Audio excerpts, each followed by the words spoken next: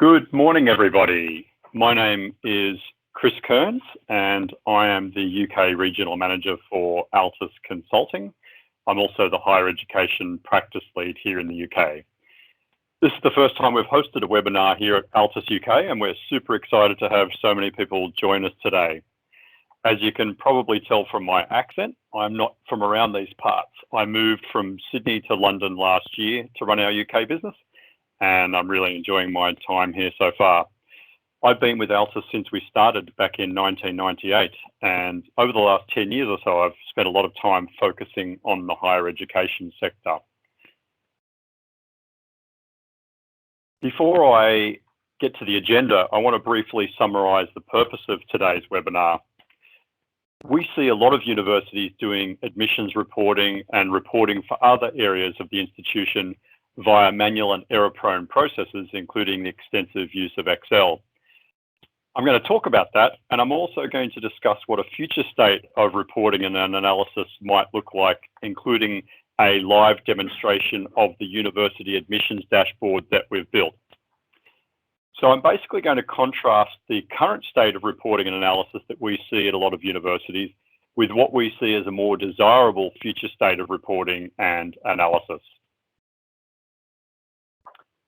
Okay, looking at the agenda, I'm going to quickly introduce Altis Consulting. I'm going to define what we mean by data and analytics, because you'll probably hear me use that term a lot today. I'm going to introduce Londonshire University, which is not a new university in the landscape. It's a fictitious one that we've made up, LU. I'm going to talk about the current state of reporting and analysis, or data and analytics, at Londonshire University. Then I'm going to talk about the future state of reporting and analysis at Londonshire. And then we're going to jump in and do a demonstration of a future state admissions dashboard that we've created in Power BI. I'll wrap up by talking about how Altis might be able to help you, and then we'll switch over to answering any of your questions. So on that note, if you do have any questions or comments anytime throughout the webinar, please pop them in the chat window, and our team here at Altis will collate those and we'll then get to answering at the end. So we welcome any comments along the way and any questions. In a nutshell, what we really want to drive at here today is that you can fast track your university to a single copy of truth for admissions reporting analysis and for reporting analysis for other areas of data within your university. All right, let's jump in. Altis Consulting, as I mentioned, we started back in 1998. We've had an office here in London for the last 6 years. We're actually headquartered in Sydney with also offices in Melbourne, Canberra and Auckland. We're vendor independent, and what that means is we don't sell any software. That's very important to us, and we've maintained that independence all the way throughout our 21 years of life. We specialise in data and analytics, and I'll describe what that means shortly. That's all we do. We've worked with over 40 universities across the UK, Australia and New Zealand, which I think makes us quite unique, being able to bring to bear that experience from Australia and New Zealand as well as the UK. And we're over 100 staff now, which is a fun milestone for us.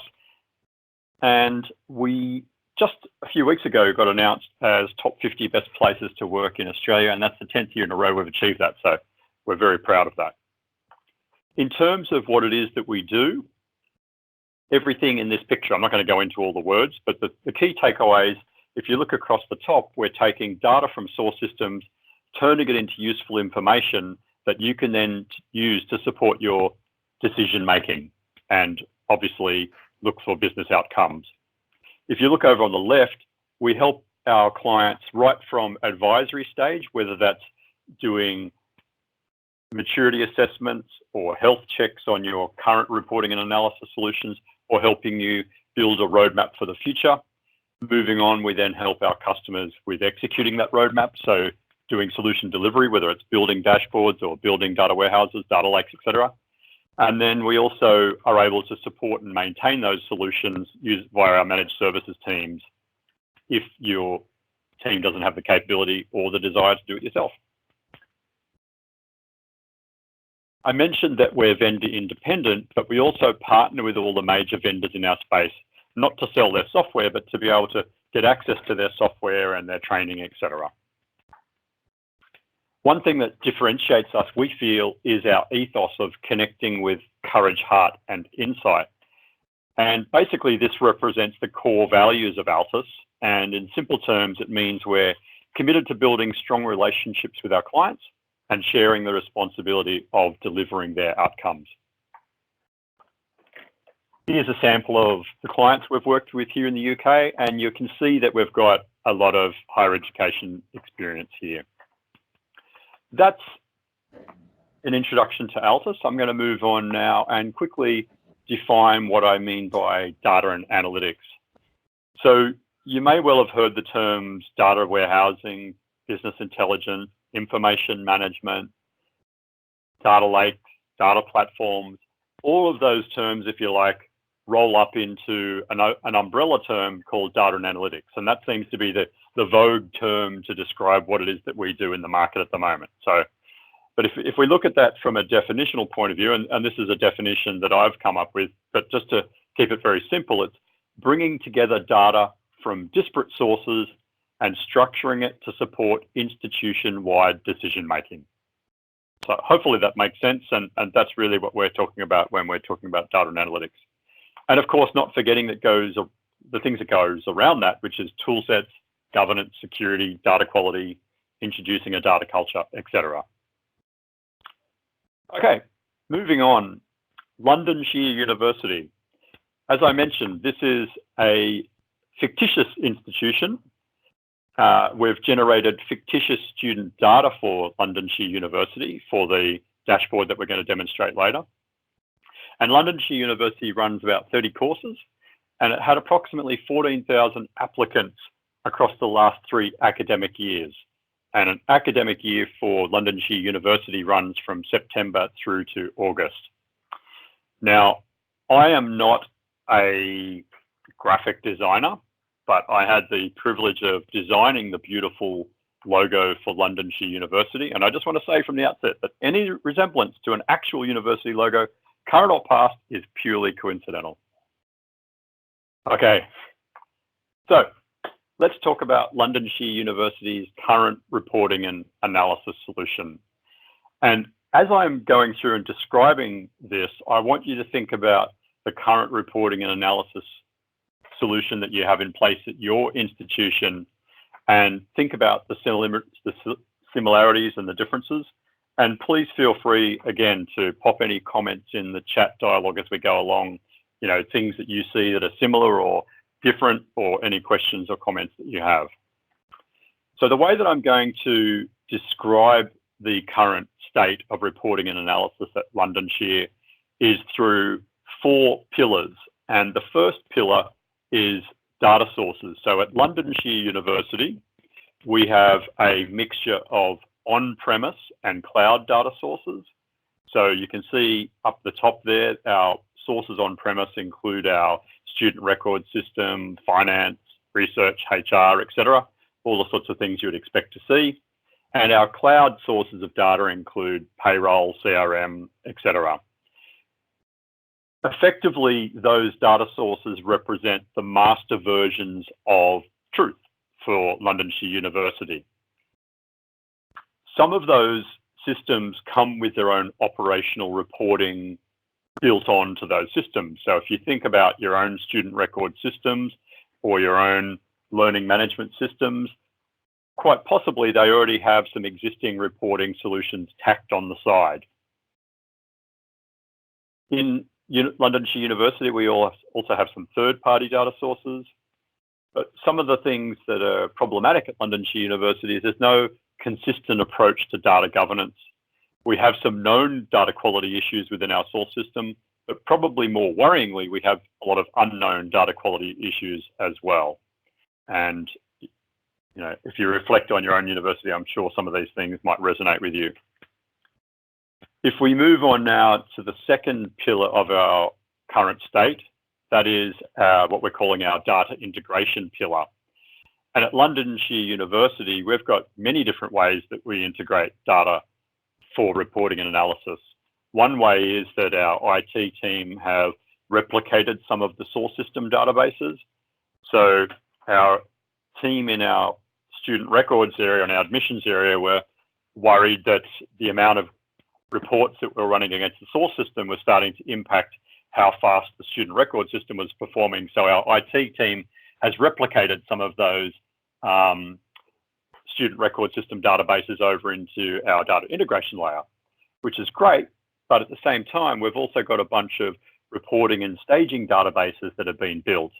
And we've also got a data mart and a data warehouse that was built a few years ago. And we've also had our IT team build a data lake, which has turned into a bit of a data swamp. So we've got lots of different silos of data in our data integration layer. And you can see down the bottom there, there's also a swarm of Excel spreadsheets. So there's lots of different silos of data, not necessarily connected to each other. Some of them have different rules, different data transformations, or secret rules, if you like, built into those different data silos. Some of the data is automatically integrated from source system, but to be honest, most of it's manual and clunky and takes a lot of human effort. So there's no single enterprise data warehouse or single copy of the truth, if you like, existing at Londonshire University. And there is a proliferation of Excel data silos or shadow databases, as we like to call them. Moving on to our third pillar, at Londonshire University, I think we've got just about every single reporting tool known to humankind. So at the top, you'll see that we've got what I've labeled BI reporting tools, and they might be some of the tool sets that have been around a bit longer, such as IBM Cognos or Oracle OBIEE, SAP Business Objects, SQL Server Reporting Services. Again, I'm sure a lot of those tool sets are familiar to you. But we've also had pockets of the business invest in trialing different visualization tool sets, such as Power BI, Click, Looker, Tableau. And again, I'm sure some of those names are familiar to you. And of course, we still have an army of Excel spreadsheets being used for reporting and analysis, which, regardless of the tool sets in use, the point for us here at Londonshire University is there's still an awful lot of manual report creation going on. So first of all, we're pulling data from data sources manually, and then we're pulling it together manually. And, you know, we've got different people across the university creating different reports with different rules, etc. So duplicated reporting silos. We've also got planning and IT as a bottleneck. And that is because they're the ones at Londonshire who mostly have the skills in these reporting tool sets, and they are constrained resources. And so we've got parts of the business wanting new reports, but we've got planning and IT only have limited resources, so they are a bottleneck. Also, because we are having lots of reporting silos, it's difficult to answer cross-departmental questions such as, is this particular course viable? Or which students are at risk of leaving early? Moving on to the fourth pillar of our current reporting and analysis solution at Londonshire University, we're now looking at our consumers.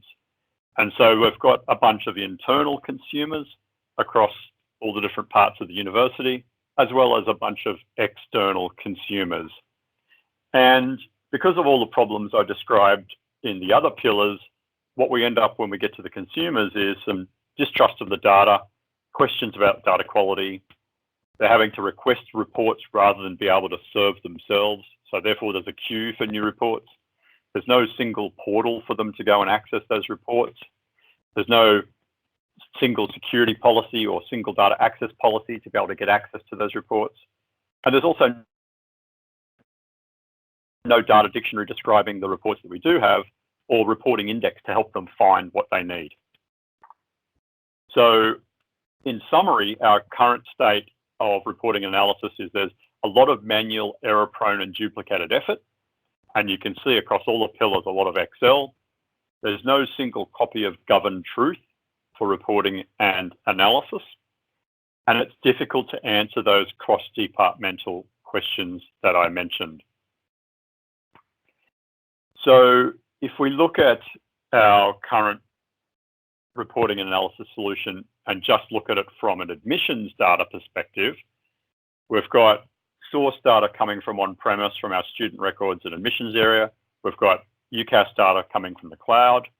But then when we look at the data integration layer, you'll see that there's admissions data across all of those different parts of that layer or pillar. Again, in the reporting pillar, there's bits and pieces everywhere. And when it comes to the consumers, lots of different people are interested in that admissions data. And so we've got lots of moving parts, but no single copy of the truth for admissions reporting and analysis. Again, if that's resonating with you, or if you have any questions or comments, please feel free to pop them in the comments, in the chat window, I should say. Okay, moving on to the future state of reporting and analysis for Londonshire University. And this is the journey that our fictitious university has embarked upon. Again, I'm going to use the same 4-pillar approach. We've got the same data sources, so we don't need to talk about that. But if you look at our data integration pillar now, we've got a single data platform, we're calling it. Now, it's not really important what we call that. You could call it a data warehouse, data lake, or modern data platform, whatever you want to call it. It doesn't really matter. But for the purposes of today, we're calling it a data platform.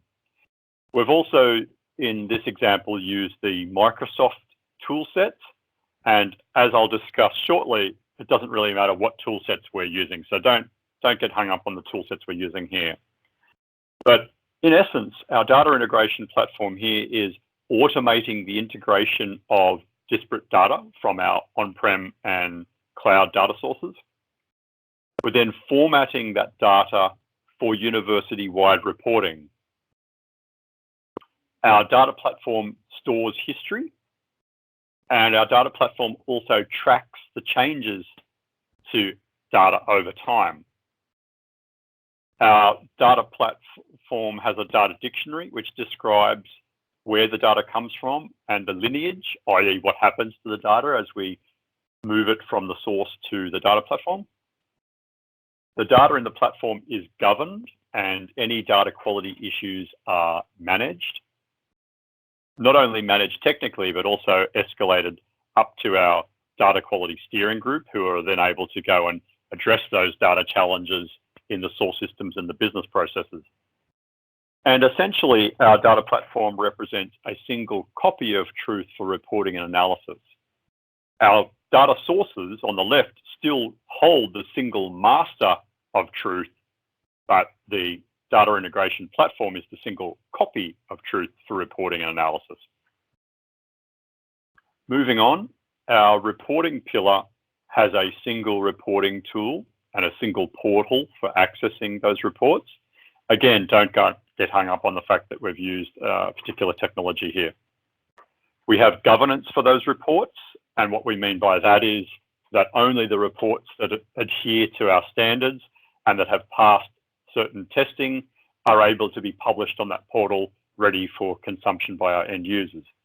Of course, we have a way for other types of reporting that hasn't been through that rigorous testing to be used in what we might call a sandpit environment. So it's not stopping us to get on with innovation, but when it comes to publishing things on our production portal, we want to go through that governance process. We have reporting subject matter experts throughout the university, rather than tied up with specific people in IT and planning. So IT and planning may still hold the keys to the standards and the publishing into production, but we're distributing the effort throughout the university through subject matter experts so we don't get that bottleneck effect. So that frees up planning and IT to add more value elsewhere. We also have our data dictionary that I talked about before, describing the reports that we have in our reporting pillar. And because we have brought together data from different sources in our data integration layer, it makes it easier in the reporting layer to do that sort of cross-departmental reporting that I talked about earlier. And then from a consumer's perspective, they now have the ability to get in and self-service themselves rather than having to queue for reports. There's a report index to aid in finding the things they need. They can access reports via any device.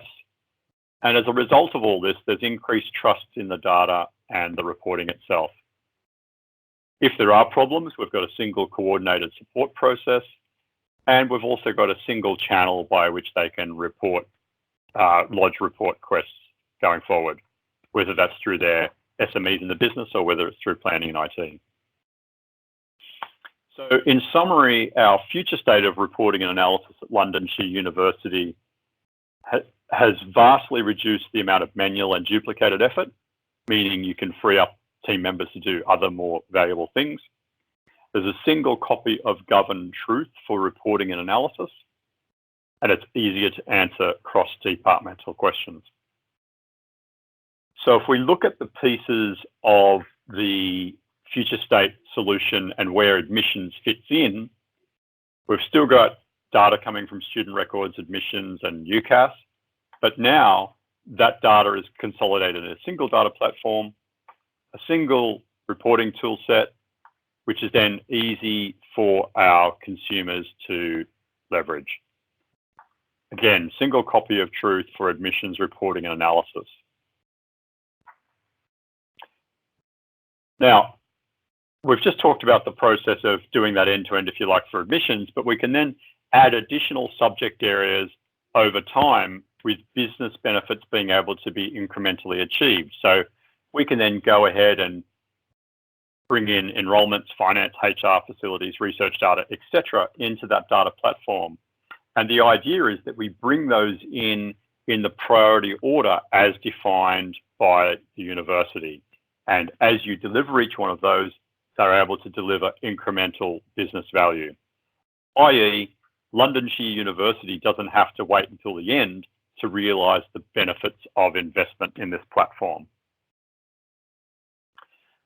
As I mentioned before, I didn't want you to get focused on the fact that we've talked about Microsoft technologies here. We can help you use your existing tool sets, or we can help you choose new tool sets. So there is a bunch of different tool set options. And if we look in the data integration pillar, you could be looking at Microsoft Stack, Amazon, Google Cloud, Snowflake, Matillion. They're just some examples of tool sets that are in the cloud. But again, you may have some existing Oracle or SQL Server on-premise technologies, and there's nothing wrong with leveraging those as well. I've just listed the cloud ones here because that's where people tend to be heading these days with their future state solutions. From a reporting perspective, again, there's multiple tool sets that you can look at, whether it's Power BI, Tableau, Click, Looker, etc.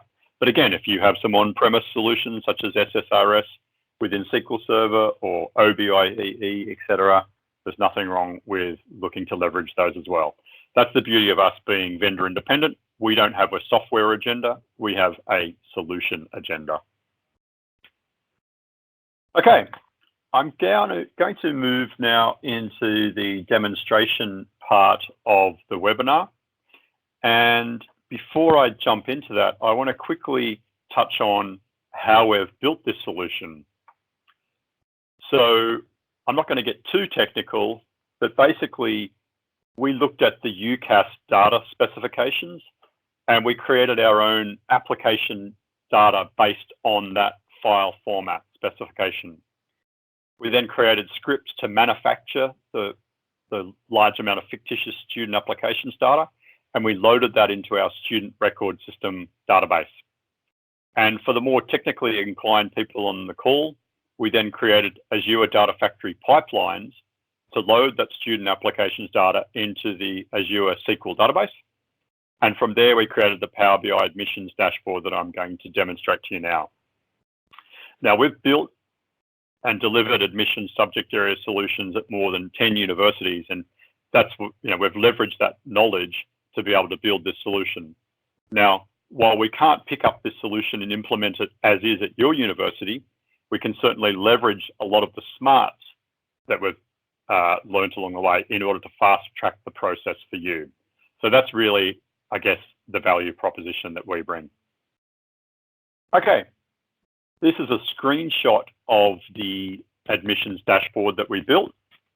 If the demonstration gods are on my side, I'm hopefully going to be able to tab over to our live admissions dashboard, which has been built in Power BI. So what I'm showing you now is a live Power BI dashboard. You'll see up in the corner here, we've got a little help icon, and I can hover over that and it gives us some overall help information about the dashboard. You'll also see up in the top right here, it gives us some metadata about the dashboard to tell us that it was last refreshed 2 days ago, which is always useful. As I mentioned, the academic year for Londonshire runs from September to August. Down in the bottom, we've got a date slider here. We've got 3 years worth of applications data. And what we wanted to be able to do is to show you how the data changes over time. And so this slider gives us a way to do that. So at the moment, we're showing data all the way up to 31st of August 2019.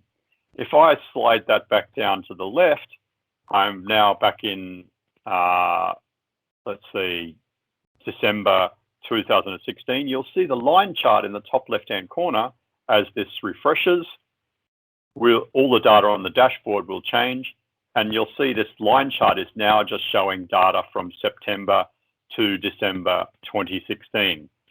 Now, this is important because if you can imagine every single day, new application data is coming into Londonshire University, and our overnight loads are loading our centralized copy of the truth or our data platform with new data, then I can simulate that by dragging this slider to the right. So I've just done that and it'll refresh, and it's now going out to January. So if you were looking at this dashboard in your university, every day that top left line chart would creep along by one more data point.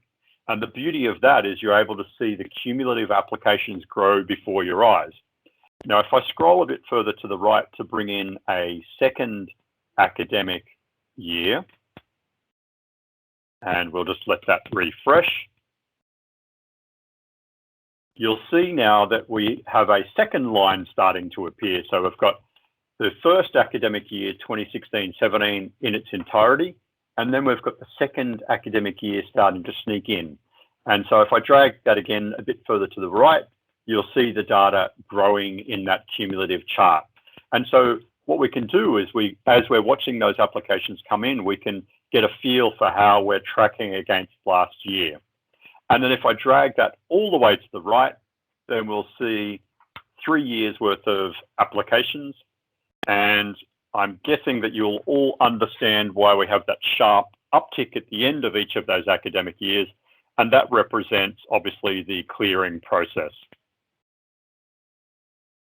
Okay, let's talk about some of the rest of the dashboard. If we look beneath that cumulative line chart, we have this view of applications by department. So Londonshire University has 5 different departments, and we can see that our total applications for the 2018-19 academic year are 7,271.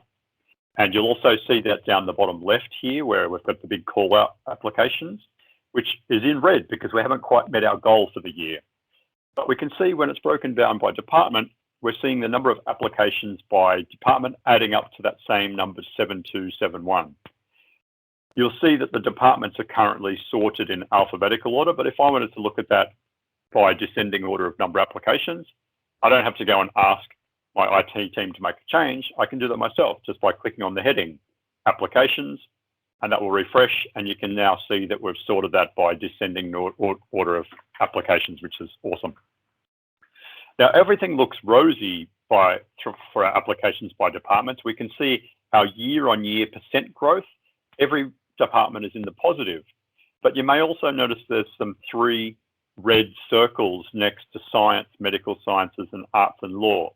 And what that is doing is drawing our attention to the fact that while medical sciences is up 9% on last year, it's drawing our attention to want to have a look at that, and it's going to tell us that, in fact, 2 of the courses within medical science have, in fact, gone backwards year on year. So overall, we're up but for the department, but 2 of those courses are down. So that's kind of a neat way for us to be able to call that out without actually having to drill down. But if we did want to drill down, I can click on medical sciences, and it's going to filter the rest of the dashboard to show me applications just for medical sciences. And there we are. We can see medicine and dentistry, which were the ones that were called out, are in fact going backwards compared to last year. So this is a neat way for people who are heads of department or heads of courses to be able to track live throughout the academic year how their applications are performing. I'm going to click on medical sciences again to take away that filter, and it's going to refresh the dashboard to show us all the data again.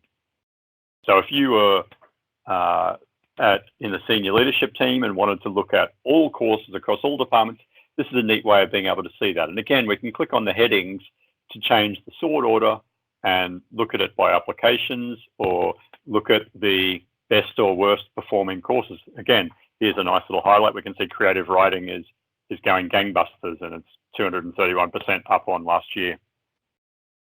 If we look over in the top right here, we've got a area chart, and this area chart is effectively representing the pipeline of applications from those that were submitted, those that have successfully interviewed, those that have met the tariff, and those where a place has been confirmed. So if you like, you can consider this like a funnel chart. And again, you would see that changing throughout the academic year as more data comes in. The chart below that, we're then looking at the average number of days in between each of the application process steps. That may not be interesting to everybody, but it might be interesting to those who are managing the business processes within the admissions department. We can then see a breakdown of applications in the chart below that for domicile region. And then we can also see a breakdown below that for the applicant response description. I'm not going to go into any of those in any more detail, but hopefully that gives you a bit of a taste for some of the things that we can do within our admissions dashboard. If I pop back over to the slides for a moment, I'm going to click forward. Oh, first of all, I'm just going to make sure I talk to everything. Yes, I did. Okay, so if we look at our next slide, this is now looking at a different admissions dashboard, and this one is breaking down our admissions by demographic category. So let me tab across to that so I can demonstrate that one to you live. Okay, so the previous dashboard gave a good summary of the application numbers overall.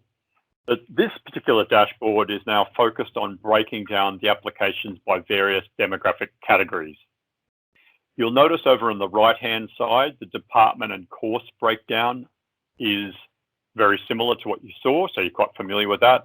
Again, if we click on something like medical sciences, the rest of the dashboard is going to be filtered for that. So that ability to navigate is familiar.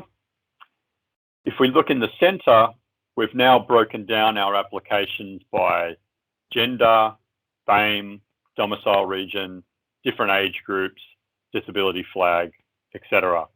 And so what this is doing is giving you more of a granular view. So let's say at Londonshire University, we've set particular targets for different demographic categories. So perhaps for our computer science degree this year, we're interested in trying to attract more females to try and balance things up.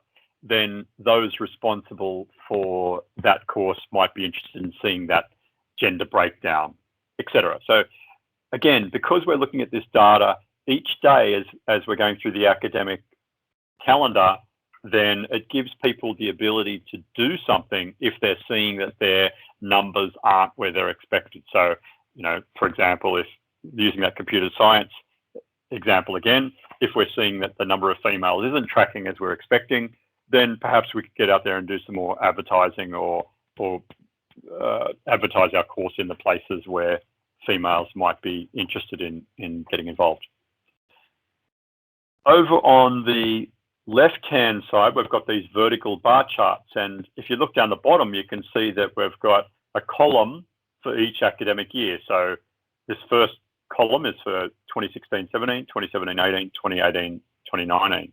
And so we're then able to see For example, this top one is showing gender. And so we can see that over each academic year for both female and male and other, which is harder to see because it's smaller, but we're seeing some growth. So we're not only able to see that split over academic year by the different genders, but we're also able to see a bit of a trend. So that's what I wanted to show you for our two Power BI dashboards. If you have any comments or questions, please feel free to pop them in the chat window. And my colleague has just pointed out that on the admissions dashboard, I'll just quickly touch again. I mentioned it briefly that we've got applications down here, but we've also got some other KPIs, including offers, acceptances, places confirmed, and then a conversion rate.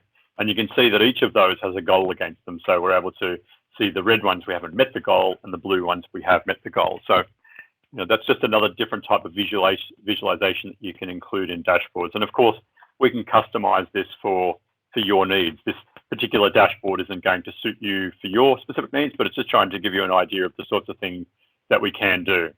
So I'd be certainly interested to hear in the comments or questions whether you're able to do this sort of thing with the data that you have currently. And if the answer is no, then quite possibly that's because you're having to pull data from different areas, and that might be quite challenging for you at the moment, or perhaps your tool sets don't allow you to do this sort of thing. All right, if I pop back over onto our slides again, I'll move on to talking about how Altis can help you. So you might remember at the start, I showed you this diagram of what it is that we do. I want to use this to drive the conversation of how we can help you. So if over on the left, we talked about our advisory services. And so under that heading, we can help you to do a data and analytics maturity assessment. In fact, if you go onto our website and look under the solutions offering, there is in fact a maturity assessment that you can participate in for free. So we often like to do this when we're conducting a current state assessment or doing a strategy and roadmap for our customers to get them to complete this maturity assessment.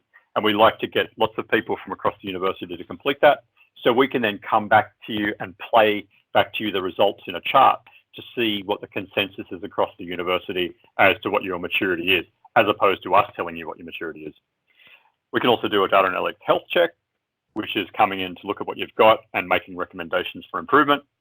Or we can come in and talk to various stakeholders across the university to devise a strategy and roadmap for moving you to a future state, similar to what we described earlier. And being vendor independent, we're able to help you choose platforms and tool sets. Moving on to delivery, the sorts of things we can do. We can design and build admissions reporting solutions like I've described for you today. We can create reports and dashboards across a variety of tool sets. We're able to design and build data lakes, data warehouses, data platforms. And we can also deliver training, whether it's tool set specific training or best practices training. So we can do Power BI, Azure Data Factory, a bunch of other tools. We can do data visualization, best practices, data storytelling, data literacy, or dimensional modeling. So lots of different training, and we can customize it to your data and to your needs. And then finally, from a managed services point of view, we can provide proactive support and maintenance to look after your data analytics solutions, whether it's the current solutions that you have or the solutions that we build for you. We can provide support for defined periods. So let's say you have a key staff member leave, or you have someone going on a long-term leave. We're able to provide cover for them for those periods. And we can also provide support just for specific sections of the solution. So perhaps you've got a team that's able to look after your reporting tools, but perhaps you would like someone to monitor your overnight data warehouse loads. We can do just those bits for you. So we're very flexible. To summarize why we think you should partner with us, we've got deep higher education experience. We're vendor independent, so we don't have that software agenda. We're specialist in data analytics. That's all we do, and that's all we've done for the last 21 years. We have that ethos of connecting with courage, heart, and insight, and we feel that that allows us to connect with you and understand and deliver what you need. We're focused on your business outcomes. We're a best place to work, which means we're an employer of choice, and therefore we've got average tenure of 5 years for our team, which may not sound that much in university time span, but in consulting time frames, that's really good. And again, we've got our managed services team that can support you. And we're transparent about our fees and easy to work with. And I guess the message I'd like you to take away from that is that there is confidence to deliver for you. So with that, I want to hand over to any questions. So I'm just looking over at my team to see if we've had any questions come in, and there's a no on that. So last opportunity to get in with any questions or comments. And feel free to turn yourself off mute if you'd like to ask a question as well.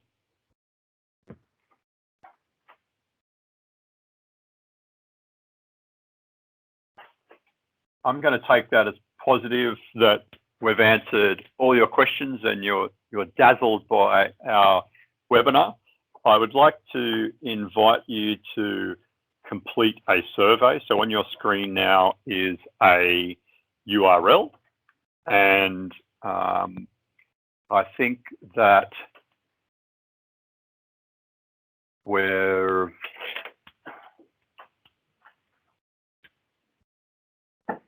got a, sorry, Sam, is that a question we've had? Okay, so we've had a question around Azure running costs. Sam, I might pass that one over to you. Sure, Chris. So William, just to answer your question there, it is, as with all of the cloud pricing on Azure and AWS, it's kind of a how long is a piece of string, unfortunately. So the technologies that we've used in this demo are Azure SQL DB, so SQL Server in the cloud, plus Azure Data Factory, plus Power BI. And unfortunately, all three of those technologies have all kinds of configuration that affect the cost. So the database has cost depending on its throughput, and for your info, it's using a very basic version at the moment, which is around about £1 a day. Data Factory charges you based on how long it runs and how much compute it uses. And then with Power BI, we are currently using the Power BI service, and there are, again, different options there, some of them more premium.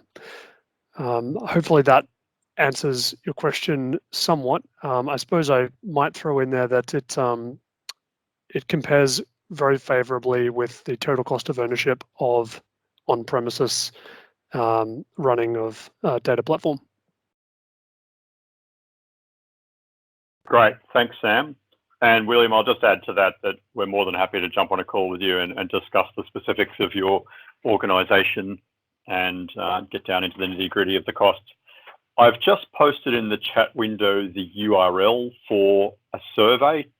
So we'd love it if you're able to take 5 minutes to complete the survey, basically to ask questions about or to answer questions about the dashboard and the stuff you've seen today and provide any feedback. And I believe we've had another question come in, so I'm just going to have a look at that. Timescales for setting up a full admissions reporting solution. Thank you, Stuart. So if you're looking to, for example, if you already have Power BI or Tableau or QlikView and you're looking to leverage your existing data to create some dashboards, then that's obviously going to be a lot shorter amount of effort than if you're looking to build a new data platform to ingest application admissions data into that data platform.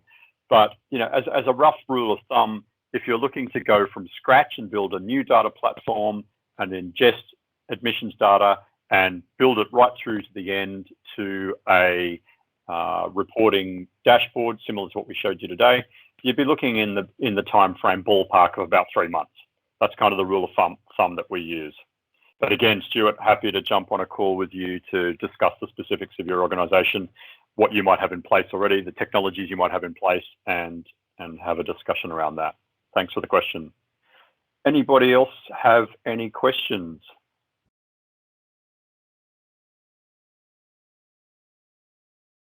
Okay, well, on the screen now is my contact details, and I would love for you to connect with me and continue the conversation. I will post the recording of this webinar to all of those that have registered and attended. And oh, we've had another question. Fantastic. Can you use Power BI to drill down to tabular reports? I'm going to pass that one over to one of my team members.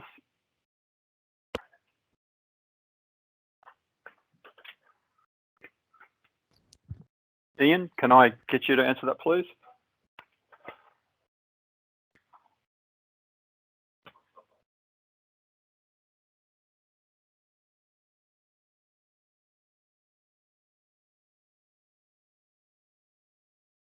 Might have to come back to you on that one, sorry, because I'll jump in there on that one, Chris. Ian's having trouble with his headset. Sorry, go ahead, Sam. Yeah. So Mayton, it depends. When you say drill down into tabular reports in Power BI, you can use Power BI to drill down or actually transition over to a different report. So if you want to build a tabular report in Power BI and have a dashboard and then click on something and have it actually drill down or drill through into that other report, then yes, you can do that. It's Power BI is probably not the greatest thing to be creating tabular reports. If you wanted to do something like have a dashboard in Power BI that then links over to something like an SSRS report, so a more traditional tabular report, that's a little bit more advanced, and I'd need to do a bit of research before I could tell you exactly how to do that. But again, happy to jump on a call and discuss the specifics of your situation. Thank you very much. Any final questions? Well, I'd like to thank you all very much for joining our webinar this morning.